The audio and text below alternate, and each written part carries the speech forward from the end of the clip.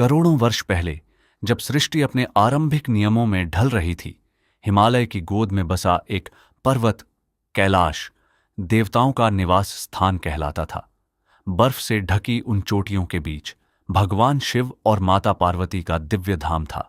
शांत, तपस्यामय और रहस्यों से भरा यह स्थान उस दिन साक्षी बनने वाला था एक ऐसी घटना का जो युगों युगों तक अमर रहेगी। यह कथा है संसार के सबसे प्रिय, सबसे पहले पूजे जाने वाले देवता गणपति बप्पा के जन्म की। उन दिनों भगवान शिव प्रायः कैलाश से दूर रहते थे, तपस्या में लीन या फिर सृष्टि के भ्रमण में व्यस्त। माता पार्वती अक्सर अकेली रह जाती। नंदी और अन्य शिवगण भले ही कैलाश की रक्षा करते हों, पर वे सब अंततः शिव के प्रति समर्पित थे, पार्वती के प्रति नहीं। कोई ऐसा नहीं था जो पूर्णतः उन्हीं का हो, जो केवल उनकी आज्ञा माने। यही अकेलापन, यही अधूरापन माता पार्वती के मन में एक गहरी इच्छा को जन्म दे रहा था। एक दिन स्नान के लिए जाते समय माता पार्वती ने अपने शरीर पर लगा उबटन, हल्दी और चंदन का वह सुगंधित लेप धीरे धीरे उतारना शुरू किया। जैसे जैसे वह लेप उनके हाथों में एकत्र होता गया, एक विचार उनके मन में उभरा। अपनी तपस्या की शक्ति, अपने वर्षों के संचित तेज को उन्होंने उस लेप में उतार दिया। धीरे धीरे उन्होंने अपने हाथों से एक सुंदर तेजस्वी बालक की आकृति गढ़ी। यह कोई साधारण मूर्ति नहीं थी, इसमें मातृत्व की समूची शक्ति समाहित थी। माता पार्वती ने उस निर्जीव प्रतिमा की ओर देखा और अपनी शक्ति से उसमें प्राण फूंक दिए। एक पल के लिए सन्नाटा छाया रहा और फिर उस बालक ने पहली सांस ली। उसकी आंखें खुलीं। यह बालक पूर्णतः माता पार्वती की अपनी संतान था, केवल उन्हीं से उत्पन्न, केवल उन्हीं का अंश, किसी और का इसमें कोई भाग नहीं था। पार्वती की आंखों में स्नेह और गर्व की चमक थी। उन्होंने उस बालक को समीप बुलाया और कहा, पुत्र, तुम आज से मेरे द्वार के रक्षक हो। जब तक मैं स्नान कर रही हूं, कोई भी भीतर प्रवेश नहीं करेगा, चाहे वह कोई भी क्यों ना हो। बालक ने श्रद्धा से शीश झुकाया, हाथ में दंड उठाया और द्वार पर दृढ़ता से खड़ा हो गया। कुछ ही समय बाद भगवान शिव कैलाश लौटे। वे अपने नियमित मार्ग से सीधे पार्वती के कक्ष की ओर बढ़े, जैसा वे सदा करते थे। परंतु आज द्वार पर एक अपरिचित बालक खड़ा था। यहां से आगे जाना वर्जित है, बालक ने स्पष्ट निर्भीक स्वर में कहा। शिव को यह अत्यंत असाधारण लगा। स्वयं महादेव को उन्हीं के अपने निवास में एक अनजान बालक रोक रहा था। शिव ने शांत भाव से समझाया, मैं इस स्थान का स्वामी हूं, मुझे भीतर जाने दो। परंतु बालक टस से मस नहीं हुआ। उसने कहा कि वह अपनी माता की आज्ञा से बंधा है और किसी को भी भीतर नहीं जाने देगा, चाहे वह स्वयं को कोई भी बताए। यह हठ, यह अडिग निष्ठा शिवगणों को असहनीय प्रतीत हुई। पहले उन्होंने बालक को समझाने का प्रयत्न किया, फिर धमकाया और अंततः युद्ध आरंभ हो गया। बालक अकेला था, परंतु उसमें माता पार्वती का तप और शक्ति प्रवाहित हो रही थी। एक एक करके शिव के शक्तिशाली गण उसके सामने पराजित होने लगे। यह देखकर स्वयं भगवान शिव के भीतर क्रोध जाग उठा। उन्हें लगा कि उनके ही घर में, उनके ही अस्तित्व को चुनौती दी जा रही है।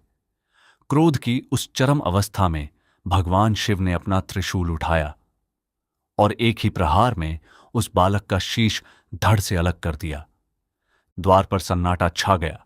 भीतर से आती आवाजों को सुनकर माता पार्वती बाहर निकली और जो दृश्य उनकी आंखों के सामने था, उसने उन्हें भीतर तक झकझोर दिया। उनका अपना पुत्र, जिसे उन्होंने अपने हाथों से, अपनी शक्ति से रचा था, भूमि पर निष्प्राण पड़ा था। माता का हृदय शोक और क्रोध से भर उठा।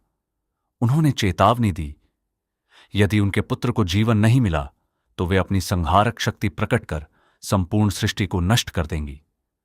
यह सुनकर समस्त देवगण भयभीत हो उठे।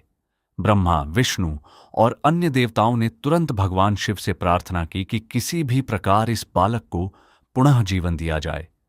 तब शिव को अपनी भूल का एहसास हुआ, क्रोध शांत हुआ और उन्होंने अपने गणों को आदेश दिया, उत्तर दिशा की ओर जाओ, जो भी प्राणी सबसे पहले तुम्हें सोता हुआ दिखे, चाहे वह कोई भी हो, उसका शीश काटकर तुरंत ले आओ। गण उत्तर दिशा की ओर दौड़ पड़े। वहां उन्हें एक विशाल हाथी मिला जो शांति से सो रहा था। आदेश के अनुसार उन्होंने उस हाथी का शीश काटा और तुरंत कैलाश लौट आए। भगवान शिव ने अपनी दिव्य शक्ति से वह गजमुख बालक के धड़ पर स्थापित किया और अपने तप के बल से उसमें पुनः प्राण संचारित कर दिए। बालक की आंखें खुलीं, वह जीवित हो उठा, परंतु अब उसका मुख गजानन था। माता पार्वती की प्रसन्नता की कोई सीमा नहीं रही। उन्होंने दौड़कर अपने पुत्र को गले लगाया। भगवान शिव ने भी अपनी भूल स्वीकार करते हुए इस बालक को सहर्ष अपना पुत्र स्वीकार किया। इसके पश्चात भगवान शिव ने एक ऐतिहासिक घोषणा की। उन्होंने कहा, आज से यह बालक गणपति कहलाएगा, समस्त गणों का स्वामी। किसी भी शुभ कार्य के आरंभ में, किसी भी पूजा अनुष्ठान से पहले सबसे पहले इसी की आराधना होगी। जो गणेश की पूजा किए बिना कोई कार्य आरंभ करेगा, उसे सफलता कठिनाई से ही प्राप्त होगी। यह ध्यान देने योग्य है कि गणेश जन्म की यह कथा शिव पुराण में इसी रूप में वर्णित है, जबकि स्कंद पुराण और अन्य पुराणों में इसके कुछ भिन्न रूप भी मिलते हैं। कहीं गणेश को शिव पार्वती दोनों की संतान बताया गया है, तो कहीं कथा का क्रम थोड़ा अलग है, परंतु सार सदैव एक ही रहता है। मातृभक्ति, न्यायप्रियता और अंततः क्षमा तथा पुनर्जन्म की विजय। इस प्रकार भगवान गणेश विघ्नहर्ता, रिद्धि सिद्धि के दाता, बुद्धि और विवेक के प्रतीक इस संसार में अवतरित हुए। उनका गजमुख हमें एक गहरा संदेश देता है। बाहरी रूप कभी किसी की महानता या योग्यता का मापदंड नहीं होता। उनकी संपूर्ण कथा हमें सिखाती है कर्तव्य निष्ठा का महत्व, एक मां के प्रेम की अपार शक्ति और क्रोध में की गई भूल को सुधारने का साहस। आज हजारों वर्ष बीत जाने के बाद भी जब कोई नया कार्य आरंभ होता है, जब कोई नया घर बसता है, जब कोई परीक्षा या यात्रा प्रारंभ होती है, सबसे पहले एक ही नाम गूंजता है, गणपति बप्पा मोरया।